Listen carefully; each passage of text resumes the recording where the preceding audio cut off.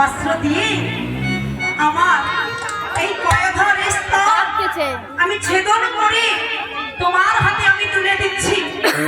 দাও দোকানি। এই বলে ভোলানাথ দোকানি কি করলো, একটা অস্ত্র দিল।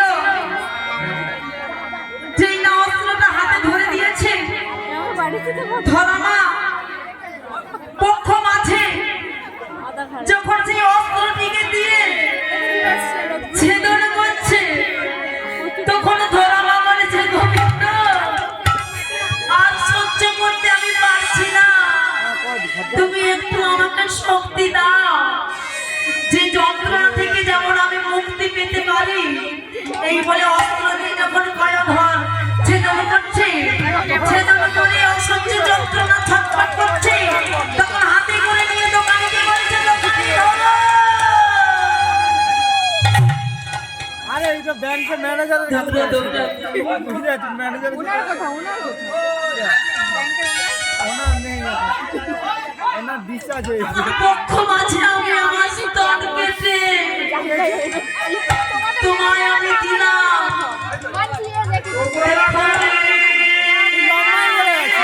অসহ্য যন্ত্রণা আমি ছটফট করছি।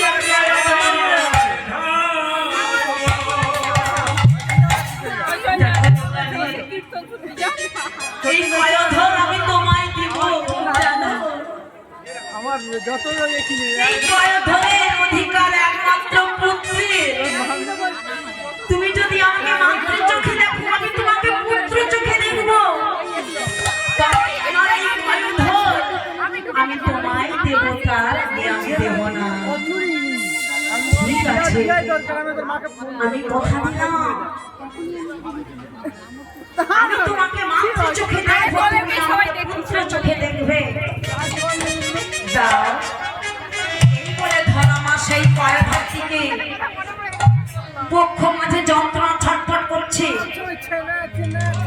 সেই দোকানের হস্তে তুলে দিয়েছে। যেই না দিয়েছে, স্বর্গ থেকে পার্বতী বলছে, ভোলানাথ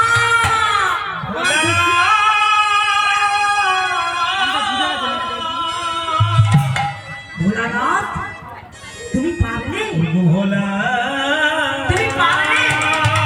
তুমি জানো না, প্রত্যেকটা নারী জাতি এই কমল অঙ্গে আমি থাকি। আমি হচ্ছি মহামায়া, আমি শক্তি। আমি শক্তি দিলে সকল নরজাতি নারী জাতি শক্তি পায়, তাই তো আমি শক্তি দিয়ে থাকি। তুমি আমার এই কমল অঙ্গে এমন করে আঘাত করলে ভোলানাথ। পার্বতী, আমার যে প্রভুর আদেশ, আমাকে যে প্রভু আদেশ দিয়েছে, আমি গঙ্গার তীরে মুদির দোকান করে সাজিয়েছি। ধরামা এসেছে, আমি তার এই কয়ধর নিয়ে বাঁধা রাখলাম। আমি যে চারটে তাকে চাউল দিচ্ছি, ওই চাউল নিয়ে গিয়ে অতিথি সেবা দেবে। আমার এতে কোনো দোষ নেই। কেন প্রভু তুমি পারলে না? তুমি তো পালিত কর্তা, জগতে সবাইকে লালন পালন করো, তুমি এমন করে কেন আমাকে আঘাত করতে দেবে?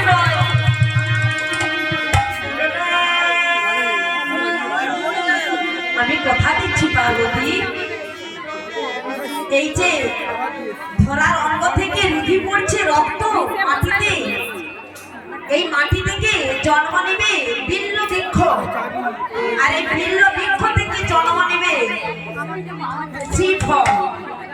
এই বিল্ল বৃক্ষ থেকে যে বিল্ল পাতা হবে, প্রত্যেকটা নারী যদি সেই বিল্ল পত্র নিত্য আমার মস্তকে দিতে পারে, সেই নারী জাতির সকল মনস্কামনা আমি পূর্ণ করে দেব। তাই আর এই যে রুধি থেকে জন্ম নেবে যে শ্রীফল বিল্ল বৃক্ষ থেকে, সেই শ্রীফল কথা দিচ্ছি প্রত্যেকটা ফুটে লাগবে। আমি আশীর্বাদ করলাম পার্বতী।